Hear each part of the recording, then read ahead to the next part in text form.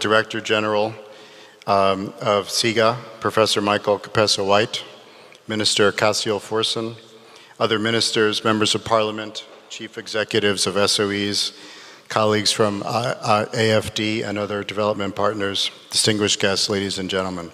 I'd like to begin by expressing my gratitude to the DG for inviting me to make a statement at this very important event. As one of your partners, we really appreciate the opportunity that the government has offered us to be a part of this discussion on how to improve the performance of SOEs.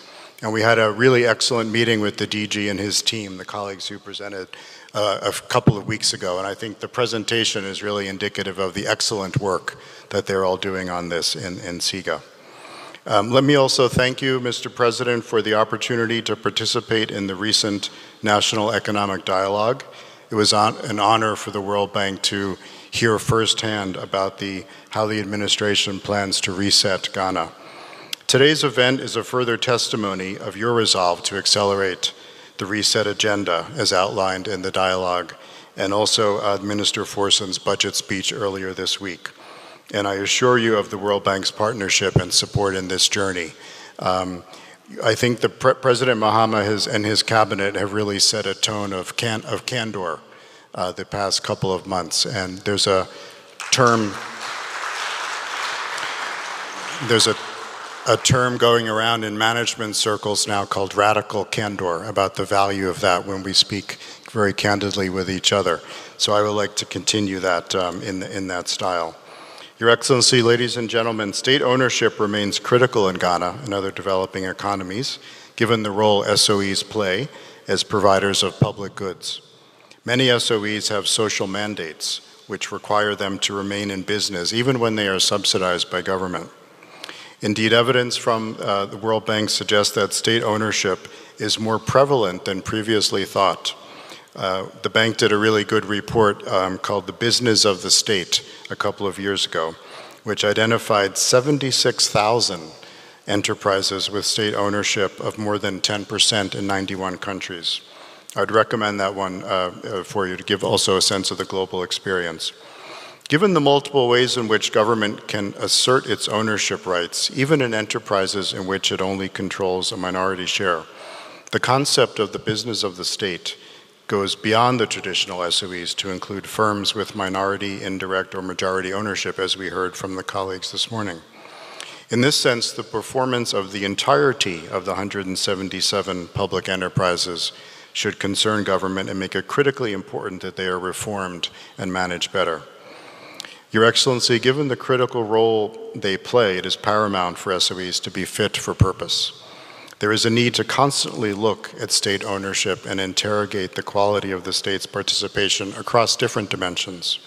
The first dimension is the social mandate. Does the state need to perform this role, or could the private sector do it better or more efficiently? If yes, if the state needs to perform the role, is it in favor of the state? Are new measures needed to rejuvenate the operations of SOEs generally and also in particular cases? Is the SOE commercially viable or not? If yes, what is the compelling reason for the state's continued involvement? And does the environment provide sufficient competitive neutrality to permit the participation of other private sector players? Does the state play a regulatory role or direct service provider role? If yes, what is the nature of the regulations and also vis-a-vis the extent of the state's presence in the sector? And if no, the state should take measures to leave commercial activities to the private sector and dedicate resources and expertise to manage non-commercial SOEs better. Let me take COCOBOD, for example, in this regard. COCOBOD currently plays multiple roles to support farmers' income and productivity and support Ghana's position in the cocoa market. So it's a regulatory role, but it's also a commercial role. On the commercial role, there's a procurement monopsony, and there's a sales monopoly on cocoa beans, as well as the physical distribution of inputs to farmers, which have created significant distortions over time and driven a significant wedge between the market price and the price farmers receive. The results are clear, a vicious cycle that undermines Ghana's position in the cocoa market. Cocoa production has dropped nearly 50% over the past 3 years. Many countries in Latin America and Africa are ramping up production to fill global demand. I used to work in Latin America before I came here for this job, and I can tell you firsthand, countries are seeing this and looking to take advantage of it. So there's really no time to waste. Existing forward sales contracts locked in lower prices than current market rates. The potential impact for this season could be as high as $1.3 billion of foregone revenues for COCOBOT and the farmers due to these rolled over contracts. Large gaps between market prices and farmer payments, with potential losses of about $4,000 per ton for farmers, encourage smuggling and shift towards galamsey, as we all know. It's therefore critical for a comprehensive and holistic look at the cocoa sector, including unbundling and rationalizing the responsibilities of COCOBOT to allow private sector participation in procurement and sales of cocoa beans and inputs to farmers, and reforming COCOBOT's governance structure to strengthen its regulatory and enabling environment functions. Your Excellency, the second dimension is financial and operational sustainability of SOEs. As we all know, we've heard now this morning, SOEs have been a burden on public resources in Ghana. I'm asking my team to look where we're working in many of the sectors with you to try to support you in the particular sectors. We're already working quite a lot on COCOBOT and ECG, but also water. Ghana Water, I think, is another one, which clearly needs some support. As the 2023 State Ownership Report demonstrates, a significant number of SOEs in Ghana would fit the definition of entities facing financial distress. The report highlights the underperformance of SOEs, which continue to operate at a negative net profit margin with significant liabilities. I'll just take one more example, another famous one, which is ECG, which together with Volta River Authority and the Northern Electricity Company account for approximately 63% of these liabilities that have been identified.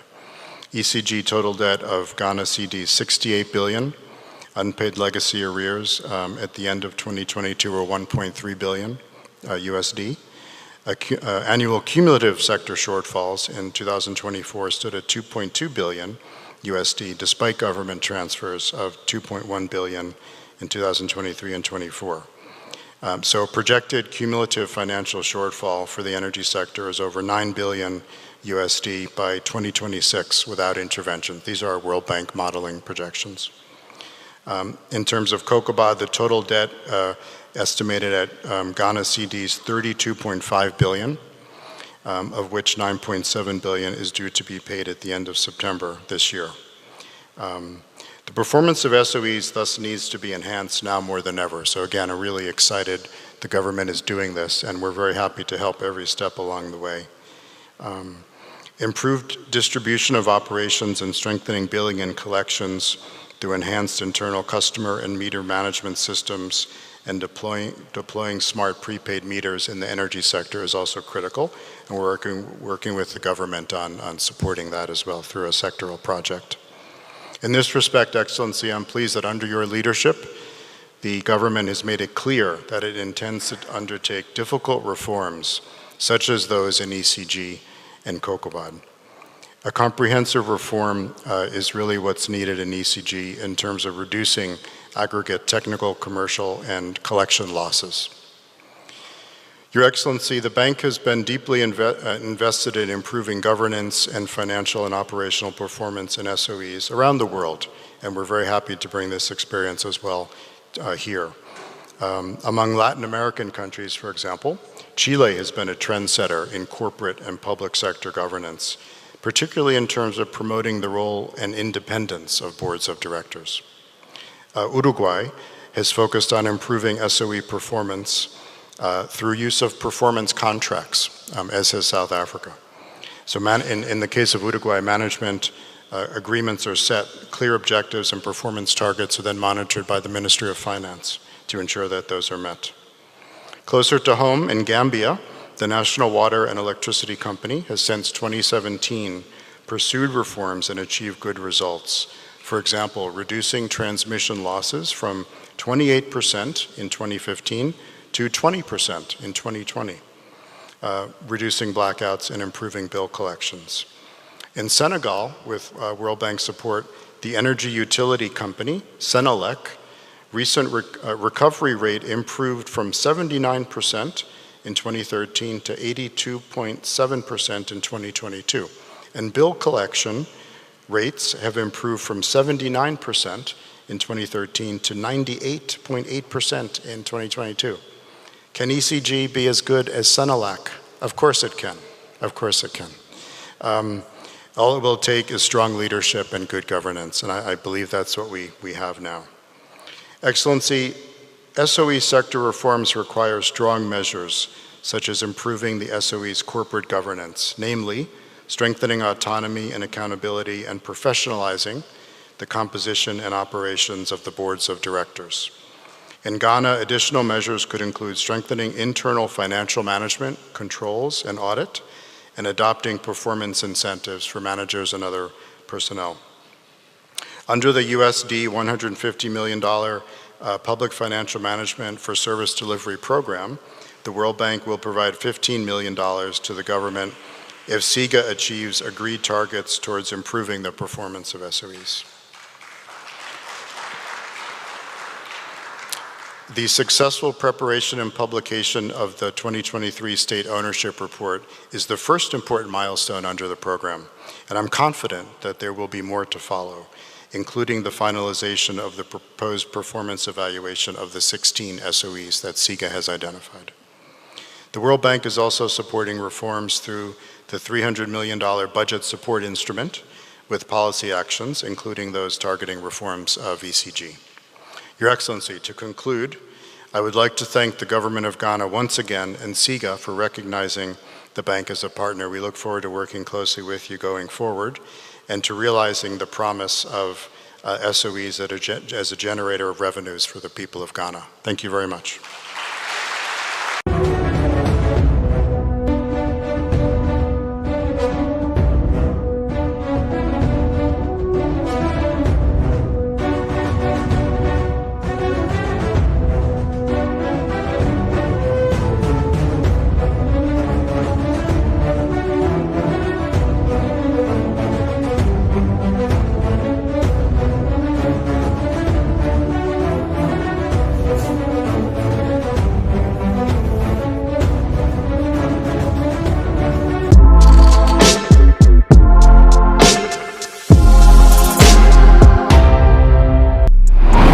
Please subscribe to Morris TV.